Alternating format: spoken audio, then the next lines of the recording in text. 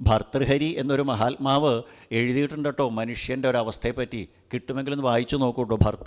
ഭർതൃഹരിയുടെ ആ പുസ്തകം, പല പുറനാട്ടുകര രാമകൃഷ്ണാശ്രമത്തിൻ്റെയൊക്കെ പുസ്തകങ്ങളുണ്ട്, വായിച്ചു നോക്കാം. നല്ല രസമാണ് വൈരാഗ്യശതകം. അതിലെഴുതിയേക്കണത് നമ്മുടെ ഈ ഭഗവത്മുഖന്മാരായിരിക്കുന്ന ആൾക്കാരുടെ ഗതി എന്താണെന്ന്. ഗാത്രം സങ്കുചിതം, ഇംഗ്ലീഷ് അക്ഷരത്തിലെ സി പോലെയാവും ശരീരം എന്നാണ്. ഇംഗ്ലീഷ് അക്ഷരം സി കണ്ടിട്ടുണ്ടല്ലോ അല്ലേ. ഗദർവികളിതോ, അങ്ങോട്ടും ഇങ്ങോട്ടും ചാഞ്ചാടിക്കൊണ്ട് ആ പാർക്കിൻസൺസ് പോലെ കാലും കൈയോടൊക്കെ ഇടിച്ച് പൊളിഞ്ഞ് പലതവണ വീഴും. ഭ്രഷ്ടാജ ദന്താവലി, പല്ല് മുഴുവൻ പോവും. ദൃഷ്ടിർ നശ്യതി, കണ്ണ് കാണാനില്ല. വർദ്ധതേ ബധിരത, ചെവിട് കേൾക്കില്ല. നല്ല കാലത്ത് പറഞ്ഞാൽ കേട്ടിട്ടില്ല, പിന്നെ വയസ്സാകുന്ന കാലത്ത് പറഞ്ഞാൽ കേൾക്കുമോ. വക്രം ജലാലായതേ, വായിൽ നിന്ന് ഇങ്ങനെ ഉമിനീരിങ്ങനെ ഒലിച്ചുകൊണ്ടിരിക്കും. വാക്യം നാദ്രിയതേതു ബന്ധവചന, ഭാര്യയും മക്കളും ബന്ധുമിത്രാദികളും നമ്മുടെ വാക്കൊന്നും പറഞ്ഞില്ല. കാർന്നോർക്കേ ചിഹ്നം തുടങ്ങി അതിങ്ങനെ പറഞ്ഞുകൊണ്ടിരിക്കുക. നിങ്ങളതൊന്നും മൈൻഡ് ചെയ്യണ്ട, അങ്ങനെ അതങ്ങനെ പറഞ്ഞുകൊണ്ടിരിക്കും.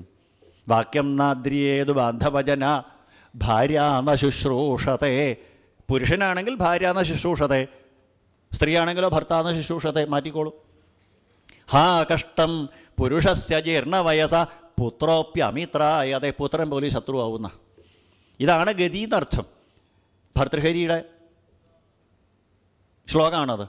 അപ്പോൾ ഇങ്ങനെ ഓരോ തരത്തിൽ ദുരിതങ്ങൾ അനുഭവിച്ച് ഇഞ്ചിഞ്ചായിട്ട് മരണത്തിന് കീഴടങ്ങണു. അപ്പോഴാണ് യമദൂതന്മാർ വന്ന് കാലപാശം കൊണ്ട് ബന്ധിച്ച് കൊണ്ടുപോണത്. അഗ്നിയുടെ ഉള്ളിൽ കൂടി മഞ്ഞക്കെട്ടകളുടെ ഉള്ളിൽ കൂടി ഒക്കെ കൊണ്ടുപോയിട്ട് ഏറ്റവും അവസാനം ജഡ്ജിയുടെ മുമ്പിൽ കൊണ്ട് നിർത്തും, കൂട്ടിക്കയറ്റി നിർത്തും. അവിടെ ചിത്രഗുപ്തൻ എന്ന് പറയുന്ന പബ്ലിക് പ്രോസിക്യൂട്ടർ ചാർജ് ഷീറ്റ് വായിക്കും.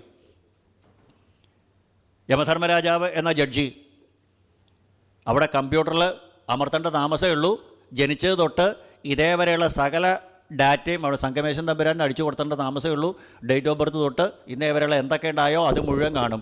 ആ കമ്പ്യൂട്ടറിൽ ഒരു വൈറസും വരില്ല, ഒരു ഹാക്കിംഗ് ഇല്ല, ഡിലീഷനില്ല. ഇതൊക്കെ ഭൂമിയിലാണ്. അവിടെയൊക്കെ പക്ക എല്ലാം കറക്റ്റായിട്ട് വന്നോളും. അപ്പോൾ ഏതൊക്കെ പാപങ്ങൾ ചെയ്തിട്ടുണ്ട്, ഏതൊക്കെ നരകത്തിൽ പോകണം, അവിടെ ജഡ്ജി യമധർമ്മരാജാവ് എഴുതും. പഞ്ചമസ്കന്ധത്തിലെ 26-ാമത്തെ അധ്യായത്തിൽ 28 തരത്തിലുള്ള നരകങ്ങളുണ്ട്. ആ നരകങ്ങളിൽ ഏതൊക്കെ സ്ഥലത്തേക്കാണ് പോകണ്ടേ ഒക്കെ എഴുതി വിടും. അങ്ങനെ ജയിൽവാസം.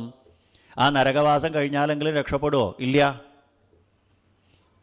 55 വയസ്സേ ഭൂമിയിൽ ജീവിച്ചുള്ളൂ, അല്ലെ 60 കൊല്ലേ ഭൂമിയിൽ ജീവിച്ചുള്ളൂ. 105 വയസ്സിൻ്റെ പാപങ്ങൾ ചെയ്ത് കൂട്ടിയിട്ടുണ്ട്. അപ്പോൾ 45 കൊല്ലത്തെ പെൻഡിങ്ങാണ്. അതനുഭവിക്കാൻ വേറൊരു ജന്മം എടുക്കേണ്ടതായിട്ട് വരും. അപ്പോൾ വേറൊരു അമ്മയുടെ ശരീരത്തിൻ്റെ ഉള്ളിലേക്ക് പ്രവേശിക്കുക. ആ നരകത്തിൽ നിന്ന് വന്ന് ബാഹ്യാകാശത്തിൽ വന്ന് ചന്ദ്രമണ്ഡലത്തിൽ നിന്ന് ഭൂമിയിലേക്ക് വരണു. ഭൂമിയിൽ വന്ന് വീഴുമ്പോൾ ആ ചൈതന്യം വൃക്ഷങ്ങൾ വലിച്ചെടുക്കും. ഓറഞ്ചോ ആപ്പിളോ മുന്തിരിയോ കൈപ്പക്കയോ വെണ്ടയ്ക്കയോ മത്തങ്ങയോ എന്തെങ്കിലുമായിട്ട് മാറും. അത് പുരുഷൻ സ്വീകരിക്കുമ്പോൾ പുരുഷൻ്റെ രേതസ്സിൽ വരും. ഋതവ് സ്ത്രീ യോനി സിഞ്ചിത, ഗർഭാധാന സമയത്ത് ഒരമ്മയുടെ പുതിയൊരമ്മയുടെ വയറ്റിൽ വരും. കലലന്തു ഏകരാത്രേണ പഞ്ചരാത്രേണ ബുദ്ബുദം. ഇനി പറയണത് ഗൈനക്കോളജിയാണ്. ആദ്യത്തെ ഗൈനക്കോളജിസ്റ്റ് വേദവ്യാസ മഹർഷി CT സ്കാനോ അൾട്രാസൗണ്ട് സ്കാനോ എക്സ്റേയോ ഒന്നും ഇല്ലാത്ത സമയത്ത് നമ്മൾ കിടന്നതായി ചിത്രം പറയണു. തൃതീയ സ്കന്ധത്തിൽ 31-ാമത്തെ അധ്യായം. ആ അണ്ടവും ബീജവും കൂടെ സംയോജിച്ച് സൈഗോട്ട് അല്ലെങ്കിൽ സിക്താണ്ഡം എന്ന ഭ്രൂണമുണ്ടാവണു.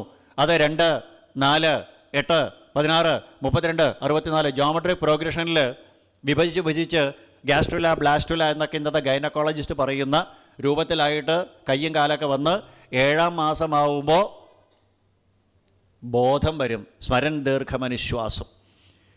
ശകുന്ത ഇവ പഞ്ചരേന്ന, കൂട്ടിലടച്ച കിളിയെപ്പോലെ പ്ലാസൻ്റെ മറുവിള്ള വന്ന് അവിടെ കെട്ടും. ഇംഗ്ലീഷ് അക്ഷരത്തിലെ C പോലെ ഇരിക്കണു. ശക്തമായിട്ടുള്ള പ്ലാസൻ്റെ വന്ന് കെട്ടിയിട്ട് അനങ്ങാൻ പറ്റാതെ കൂട്ടിലടച്ച കിളിയെപ്പോലെ. അതിസൂക്ഷ്മമായ കൃമികളുണ്ടാവും. ആംനിയോൺ എന്ന് പറയുന്ന ഒരു സ്ഥലത്തിൻ്റെ ഉള്ളിലെ ആംനിയോട്ടിക് ഫ്ലൂയിഡ്, അതിൻ്റെ ഉള്ളിലാണ് നമ്മളെല്ലാവരും കിടന്നത്. കൃമിഭിക്ഷത സർവാംഗ, ഈ റോസാപ്പൂവിൻ്റെ പോലെ മൃദുവായിരിക്കുന്ന ആ ത്വക്കിനെ തുളയ്ക്കും കൃമികൾ. അസഹ്യമായ വേദന. വേദന എടുത്താൽ കരയാൻ പറ്റുമോ? കരഞ്ഞാൽ ആരെങ്കിലും അറിയോ? അറിഞ്ഞാൽ തന്നെ എന്തെങ്കിലും ചെയ്യാൻ പറ്റുമോ? അസഹ്യമായിട്ടുള്ള വേദന അനുഭവിക്കുക തന്നെ. എന്ന് മാത്രമല്ല അവനവൻ്റെ മലമൂത്രം വിസർജനങ്ങൾ ഈ ആംനിയോട്ടിക് ഫ്ലൂയിഡിലാണ്. അത് തന്നെ കണ്ണിലും മൂക്കിലും വായയിൽ കൂടെ അകത്തേക്കും പോകും, അകത്തേക്കും പുറത്തേക്കും സെയിം ഇതാണ്. കേട്ടാൽ നമുക്ക് അറയ്ക്കും. നമ്മളെ ഒരു ബലൂണിലാക്കിയിട്ട് സെപ്റ്റി ടാങ്കിൽ താഴ്ത്തിയാൽ എങ്ങനെ ഇരിക്കും? അതുപോലെയാണ് നമ്മൾ വല്ല സേഫാന്നൊക്കെ പറഞ്ഞിരിക്കണില്ലേ. ഇപ്പം സുന്ദരന്മാരും സുന്ദരിമാരും എന്ത് ഗ്ലാമറാണ് നമ്മളെ കാണാൻ. നമ്മളെ കിടന്ന സ്ഥലം ആലോചിക്കുമ്പോൾ കഷ്ടം തോന്നും.